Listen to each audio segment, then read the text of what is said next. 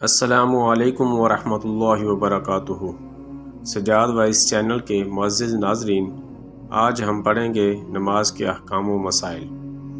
حضرت عبداللہ بن عمر رضی اللہ تعالی عنہما سے روایت ہے، انہوں نے کہا جب مسلمان مدینہ آئے تو وہ اکٹھے ہو جاتے اور نمازوں کے اوقات کا انتظار کرتے، کوئی اس کا اعلان نہیں کرتا تھا۔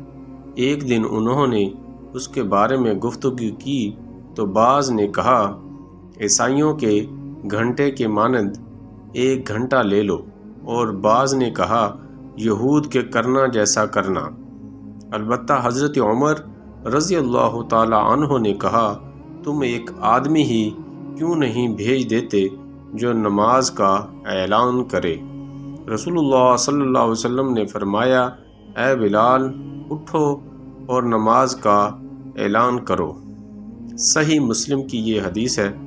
اور ایک اور حدیث میں حضرت عبداللہ بن عمر بن عاص رضی اللہ تعالی عنہما سے روایت ہے کہ انہوں نے نبی کریم صلی اللہ علیہ وآلہ وسلم کو سنا، آپ فرما رہے تھے جب تم مؤذن کو سنو تو اسی طرح کہو جیسے وہ کہتا ہے، پھر مجھ پر درود بھیجو، کیونکہ جو مجھ پر ایک دفعہ درود بھیجتا ہے اللہ تعالیٰ اس کے بدلے میں اس پر 10 رحمتیں نازل فرماتا ہے۔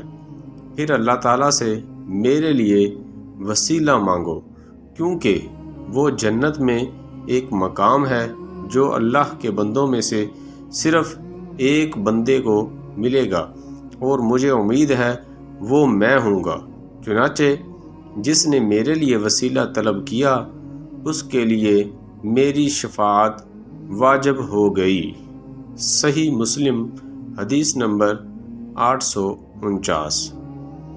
ایک اور حدیث میں حضرت عمر بن خطاب رضی اللہ تعالی عنہ سے روایت ہے، کہا رسول اللہ صلی اللہ علیہ وسلم نے فرمایا جب مؤذن اللہ اکبر کہے تو تم میں سے ہر ایک اللہ اکبر کہے، پھر وہ مؤذن کہے اشہد ان لا الہ الا اللہ تو وہ بھی کہے اشہد ان لا الہ الا اللہ، پھر مؤذن اشہد ان محمد رسول اللہ کہے تو وہ بھی اشہد ان محمد رسول اللہ کہے، پھر وہ مؤذن حی علی الصلاۃ کہے تو وہ لا حول ولا قوۃ الا باللہ کہے، پھر مؤذن حی علی الفلاح کہے تو وہ لا حول ولا قوۃ الا باللہ کہے، پھر مؤذن اللہ اکبر کہے تو وہ بھی اللہ اکبر کہے، پھر مؤذن لا الہ الا اللہ کہے تو وہ بھی اپنے دل سے لا الہ الا اللہ کہے تو وہ جنت میں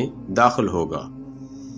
حضرت انس بن مالک رضی اللہ تعالی عنہ سے روایت ہے، انہوں نے کہا رسول اللہ صلی اللہ علیہ وآلہ وسلم دشمن پر طلوع فجر کے وقت حملہ کرتے تھے اور اذان کی آواز پر کان لگائے رکھتے تھے، پھر اگر اذان سن لیتے تو رک جاتے ورنہ حملہ کر دیتے۔